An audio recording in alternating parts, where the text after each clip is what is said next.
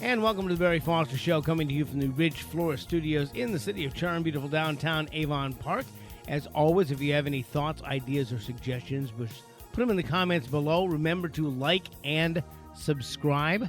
And we have a rate sheet if you would like to be a sponsor of this fine program.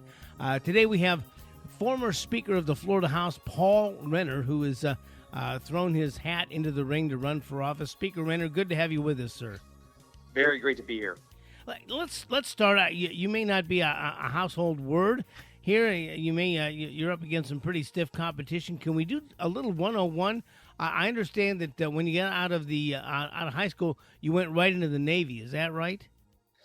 Well, no, I went to college and then to the Navy, but right out of college, yeah, that was my first job out of college, and was in shortly thereafter in Operation Desert Storm, the first of two wars that I served in. I did active duty and then some reserve time, total of over 23 years in the Navy. And as I said, Operation Desert Storm when I was 23, being the officer of the deck in mine-infested waters and security clearance to handle some of our nation's secrets, and had many jobs of positions of trust and leadership under pressure since then, all the way through to today. Afghanistan, I mentioned, former prosecutor, and in the legislature and Speaker of the House for two of the most conservative sessions that we've had here in Florida's history. Well, your first election was a squeaker. You lost by what, like 2 votes or something? Is that right?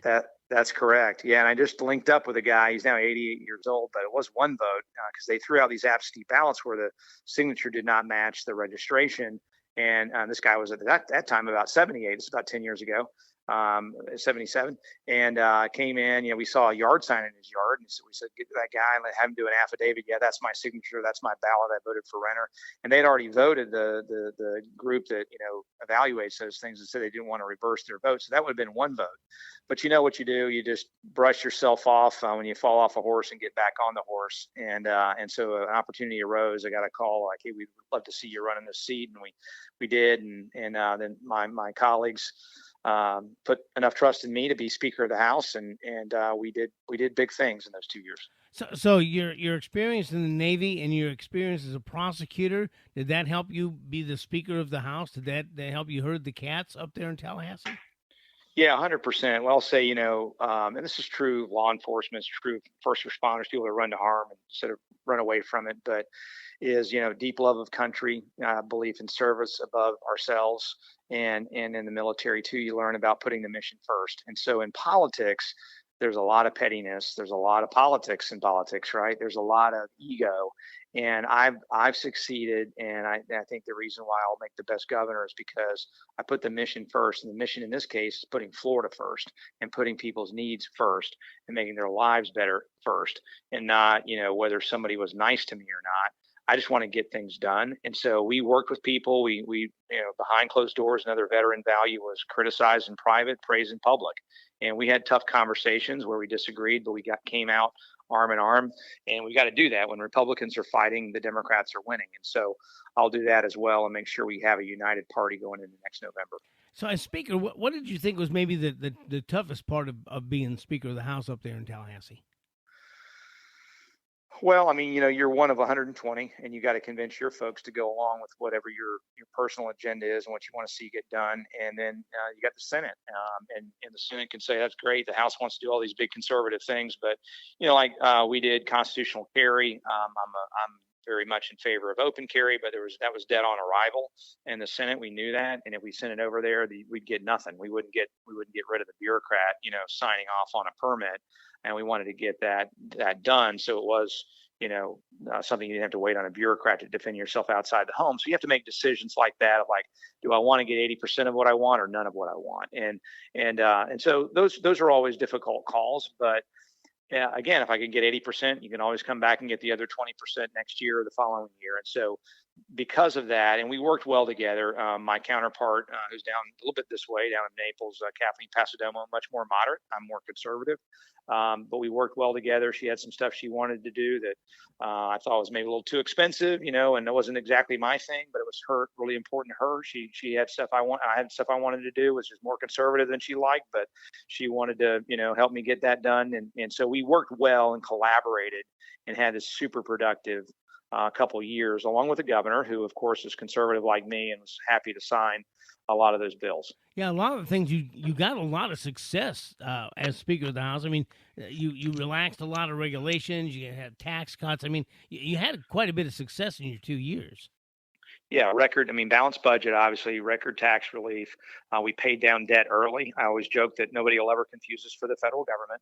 And we tackled some of the insurance crisis by getting rid of garbage lawsuits. Where you had these windshield cases that you go out of Publix and there's a crack in your windshield and there's a guy with a clipboard there and saying, "Hey, you got a crack in your windshield." I was like, "That's funny. I didn't have a crack in my windshield when I went in Publix." And he offers that if you'll sign over your policy, he'll get it taken care of for you. And here's a free pair of steak knives for your trouble. And they would take and then overcharge the insurance company. The insurance company would say, "We're not pay you $1,000. We're not paying you $1,500." And then if they got $1,010, they got all their attorney's fees, say $30,000 in attorney's fees later, and then we all pay that bill. There were 80,000 of those windshield litigation cases, and after the reform, it'll be around 7,000 this year, which are probably the legitimate cases, right, that need to be brought. And so that's why we see auto rates going down. So we did things like that people said couldn't be done, and took on some of the special interest. We ended DEI programs. We went after ESG, which is part of that debanking. We don't like what you say, so we're going to take away your bank account because you posted something on Facebook that was conservative. People that want to take our financial retirement money and then use that to influence companies to do all kinds of things to shut down oil and gas, here in Highlands, to end fertilizer, or the, people eating meat. I mean, it's just like a far, far left agenda. We did a heartbeat bill to protect life. We did a bunch of different things that just were really strong conservative legislation, and it's tough immigration laws, tough election laws to make sure that if you cheat in Florida, you're going to go to jail. And so we made sure to do all of that. Were there things as Speaker that you really wanted to get done that you just couldn't make happen? Well, I mentioned open carry would have been one. It was like a no-brainer for me, but I knew it wasn't happening, so I had to kind of go out arm in arm on that one.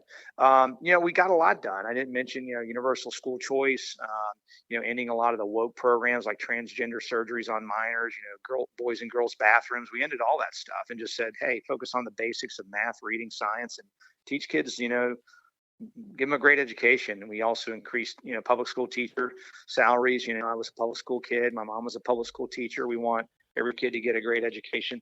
Not a lot of regrets or looking back on stuff we didn't get. Obviously, there's still problems.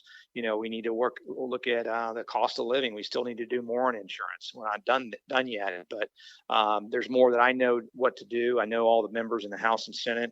Because of that relationship, I know I can get a very, very productive first 4 years as governor, and we won't wait that long. We'll get a lot of these problems solved in the first year.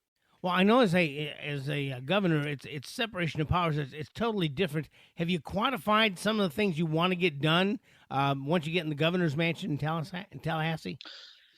Yeah, I mean, some of them, I mentioned insurance, home hardening programs. We have this grant program that gives people up to $10,000 if they do, new windows, roof tie downs. You can save between two homes that are not hardened, they're old building code, not the new building code, 60 to 70% savings on your premium. And that's huge. And you're saving that much money if you just go through some of these hardening programs. And so people are saving over $1,000, $1,500 or more in their premiums by going through this program. I want to expand it, make sure it's available to people. That's one thing on insurance, continuing to kind of go down the path of getting rid of any kind of garbage lawsuits so that it's fair. If you got a legitimate case, I'm a lawyer, and somebody was negligent, they got to pay up, but not stuff where it's just gamesmanship. Somebody rear ends you at a traffic, a red light, and then they sue you. And so we made some changes there to make sure that if the plaintiff's at fault, they can't recover from somebody who's totally not at fault. These kinds of things that will bring down some of the stealth taxes that exist that people are paying because a handful of people are getting rich. Infrastructure, we got to look after our water quality. We got to look at roads and bridges and airports, and all these things are expensive, but we got to look down the road 20 years. And with a growing state, I'm not looking for more people to come in, certainly, but we got to catch up a little bit and make sure we're taking care and keeping Florida, a first world state, and not let it, turn into the third world. You mentioned growth, and I have noticed that Down here, up north, the leaves change color. Down here, the license plates change color. And there have been a lot of folks coming in from other states, moving to the Sunshine State, escaping maybe the blue syndrome that has gone on in some of these other states. How are you going to deal with growth? Yeah, and you can't, in a free country, you can't keep people from moving to Florida. I understand why people want to be here. I will tell you all too, though, I'm not going to be begging people to come after, the election in New York City. I'm sure people are going to want to, but I'm not begging anybody to come. Part of me says they ought to have to live under the guy they voted in for a few years to and not just escape. But look, we have to just be ready. I don't think we need a whole lot more in the way of growth right now. I think we need to catch up. It's part of the reason why our home prices have shot through the roof. I want to really kind of address affordability for people and look at how we can help our seniors when it comes to property taxes. I think at some point, whether it's 70, 75, at some point, you shouldn't have an increase anymore. Pay 3% on your homestead to save our homes. We need to save our seniors that just says, look, at a certain age, you don't pay anymore. You're frozen at that rate, and you're not going to pay anymore because people are having to leave their homes in some cases. And then the same thing for first-time home buyers. It's really sad to me that a young couple in America can't get that American dream until they're 40, 45 years old. I mean, and they're both working jobs, and try to give them some break when they're coming in, so that reassessment, the neighborhood may be paying $3,000. I talked to a young girl. She said, in my neighborhood, they've been there for 15, 20 years. They're paying like $3,000, $4,000. I'm paying $8,000. Maybe we need to give them a little bit of a break too, as we look at property taxes and some form of a rollback. I don't know that we're going to get rid of them, but I think government, generally speaking, should always do less so we can keep more. And focus on what has to be done. Public safety is really important. Got to make sure we have cops on the street. We got to make sure we have infrastructure and education. But there's a lot of things that government does that are nice to have. And as a conservative, I just don't believe that government should do more than what it has to do. They should do it well, but not every great idea deserves a government taxpayer-funded program behind it. And you see in some of these blue counties like Broward County and Miami-Dade and Orlando that they're just wasting money, and that's people's hard-earned money, and it needs to go back to them. Yeah, we have had Rep. Chamberlain on talking about the Freedom 321 and the elimination of property taxes, and I was going to ask you if you had really gotten into that at all, looking at other ways to finance some of the things that government has to do rather than property taxes. Yeah, I think what I want to see this session, and they have to work it out. I haven't seen all the proposals. The governor may have one. The legislature may have a different one. We've got to give people some relief. And I mentioned, people on fixed income, for example. We've got to give people some immediate relief. And then beyond that, I'm happy to look at eliminating homestead property taxes or property taxes generally. You just have to, at some point, you have to decide, what revenue do you need for those basic core functions? Because I know in some cases the sheriff's budget may be 60% of all that local revenue, and you take it away, and you're going to have some issues. But I'm open to it. And so, what does that look like? We have heard some interesting proposals like a increasing exemption where you get an extra $10,000 on your exemption every year. So you're in your house for 10 years, you got $100,000. You're in your house for 30 years, you got $300,000. Well, that'll take some people off the rolls altogether on top of the 50 we already have. So I think there's ways to do it that aren't going to completely, drop a bomb in the middle of county city budgets right away, that they can adjust to. And then if there needs to be some replacement, that's fine. I'd rather find a sweet spot where we don't have to replace it with any other tax. And the other thing, Barry, is we've got to do this. I don't hear people talking about it. You can come and get rid of homestead property taxes, but if you don't have some guardrails, they're just going to get you 10 different ways, and you're going to be paying the exact same amount of money, and then we've not accomplished anything. So I want to see a 2/3 requirement for any increase in tax or fees existing, like we have at the state level, right? If we do a new tax or fee or raise an existing tax or fee, we have to vote by 2/3 in the House, 2/3 in the Senate to pass that. Now, we don't raise taxes, but that's good, right? If the Democrats ever get in, they've got that thing. And then I want to make sure on the back end that the next election, the voters can still say no. If they say, we think that was a waste of money, we don't want to be taxed for whatever the reason was, that they can void that out. I think with those kind of checks and balances, that we can move forward knowing that if we do some tax relief on property taxes, we're not going to see them just replace it with 10 other different made up fees to get to the same amount of money. Speaking of Renner, I know that with the influx into Florida, that also gives you a great opportunity for economic development here in the Sunshine State on a number of different fronts. Yeah, with new people coming in, and one of the things I like about this idea of an increasing exemption is it rewards longtime residents. And so you come in the state new, you're going to pay the full boat on property taxes, for example. You get the fair market value, and then over time, if you're going to be here for 20 or 30 years, then you're going to get the benefit too. Yeah, I mean, population growth has driven if I understand your question, has driven a lot of our economy, because Florida has been a growing state. I'm not opposed to Florida growing. I was just saying that I'm not begging more millions to come in right now, because I think we need to catch up a little bit, right? Yeah. And we don't want to change the character of our like we're here in Highlands County. As I'm talking to you, and this is a beautiful place, and you don't want it to be dramatically changed overnight by people that have moved in that have a total different worldview, totally different cultural perspective than you have here, because that's why you moved here, right? And so that slow growth, people are more likely to acclimate to what is here than to change what's here. And I think that's what people get concerned about when the growth's so rapid. I thought maybe with the miles of coastline that we have ports on the Gulf, we have ports in the Caribbean, we have ports on the Atlantic. Is there any idea of changing or helping those ports to develop and taking some of the slack that some of the other cities may be losing with potential leadership changes in the Northeast? You mean to increase our ports? Yeah. Yeah, I'm all for that. I'm a Navy guy, right? So I mean, look, that kind of business is big business. A lot of good jobs there in ports. The people can make really good money working there, and it secures, from you talking about national security, but our state security. Having a lot of stuff coming in and out of our state is not a bad thing. Where we're a hub for commerce. So I'm all for, expanding, increasing our ports and developing that. I think we need to do better with Latin America. China's got a big footprint there. They're our enemy.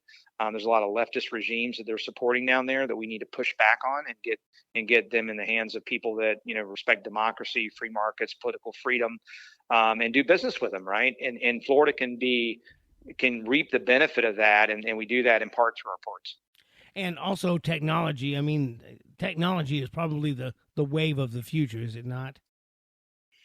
Yeah, I mean, I think you're probably talking about AI, and AI has some super exciting uses. It also has some super frightening challenges, right? And so I think, if it's a healthcare diagnosis where they say, AI can be more accurate than any doctor on the planet, I mean, that's pretty exciting if it's going to help us live longer, better lives. But, when you talk about being a replacement for kids, learning how to think critically or write an essay, that concerns me if it becomes a crutch and it makes us weaker from an intellectual standpoint, from just a human standpoint. We got to manage that. And so, but look, we embrace, you're not going to stop the technology. You got to figure out how to manage it in a way where we get the best of the good side of it and we avoid the bad side. So let me let me ask you this: do you have any day one things that you want to get done? President Trump said, day one he was going to do this, that, and the other thing. Do you have anything that as governor you would do day one, things that you would sign? I'm sure I would, where I can give some relief immediately. I think the governor's done a good job. I was one of the architects of what we call the free state of Florida. I'm proud of that. So a lot of what we built is really good. What I would do day one is try to address affordability concerns in any way possible. If you're talking about executive orders, I want to be also mindful that I'm a big believer in constitutional separation of powers. I want to work with the legislature, having been one. We work through these problems and make sure we get things that people are on board with. But yeah, I would have some things that certainly I want to keep leaning in on. We're going to continue to reform our universities. There's still a lot of woke in our universities and even in our K-12 system.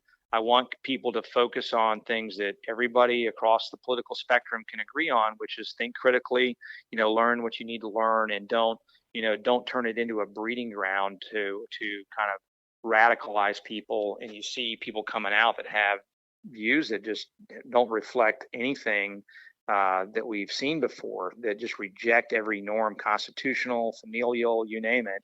And I think we need to make sure we're continuing to reform our education system. And that's something that I'll lead on. I was very strong on in K-12 education in higher ed. Being on the board of governors, I see a lot of ground to cover there, and so I'll be aggressive in appointments, making sure we have true conservatives, not just donors, but true conservatives on our board of trustees that are going to lead and make sure that our universities respect free speech and give every idea, a fair hearing. And I believe if you do that, our ideas will win because they work. And the other ideas, if you want to compare Adam Smith and Karl Marx, you should talk about both, but you should also say when those ideas have been put into place, how they worked out. Well, one's led to, poverty, prison, and death, the case of Marxism, and the other one has led to human flourishing and record numbers of people escaping poverty. And so we need to be sure that our universities are places for free speech and free dialogue. And Charlie Kirk, was assassinated for wanting to debate and winning too many debates, frankly. So, and now you were in Highlands County on Thursday night. Where do you go from here on your tour of the Sunshine State to let people know who you are and what you're going to do? Well, I'll be back down in Southwest Florida Monday, Tuesday, Wednesday of next week, doing some meetings, doing events. We've got, a Lincoln Day coming up in Orlando. We've got a Lincoln Day coming up in or a similar function in Lafayette County. And we're all over the place. We're going to be in all 67 counties. And so we're moving around. I would tell people to go to voterenner.com if you want to volunteer or support us financially or any other way and be a volunteer. If you're a veteran, we're going to be setting up a veterans committee. As a veteran, I want to make sure we're continue to be the best state in the country for veterans, and any ideas you have about how we can do that, we'd love to hear it. And the same thing on every other issue, whether it's healthcare, education, you name it, public safety. We want to listen. So we're going to, like I said, I worked in a coffee shop. I don't know if I mentioned today. I worked in a coffee shop today. I taught a class in civics yesterday on checks and balances, actually, in the Constitution, and doing these kind of work days to let people, see me, but hear from them really, and hear what their concerns are. And I think that's how I'll be a better governor than the other candidates, by knowing what the real problems are that we need to face, not whatever I think may be the problems. I think it's important for leaders to listen more than they talk. So I was going to ask you about that. How did it go at the coffee shop and the ice cream shop? What kinds of concerns did you hear from the local folks here? It was a mixed bag. I mean, it was a bunch of different things. There were some people that are concerned about wellness and healthcare and making sure we're not, just over prescribing, whether it's pharmaceuticals or over processed foods. I had a conversation on that topic. I had a conversation about, affordability with people and the cost of living, conversation with some law enforcement folks about what they're dealing with. And so it ran the gamut. I think people are happy with where the state is in general.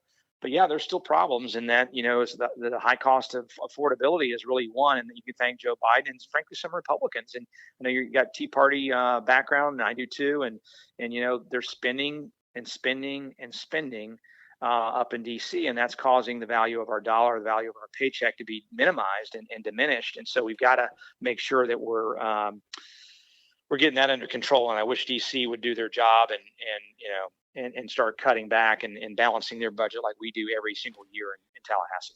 Speaker Renner, I know you just got off an hour phone call. You just did 20 minutes with us. You have a speech tonight. I'm going to go let your voice rest just for a couple of minutes. But if you want to find out more, go to Vote Renner. That's RENNER. VoteRenner.com, and all will be revealed. Speaker Renner, thank you for spending some time with us today. I really, really appreciate it. Thank you, Barry. Great to be with you and great to be with your listeners. You've been listening to the Barry Foster Show from the Ridge Floor Studios in the city of charm, beautiful downtown Avon Park. Any thoughts, ideas, or suggestions, just put them in the comments below. As we continue to look for truth, justice, and the American way, this is Barry Foster, and we'll see you next time.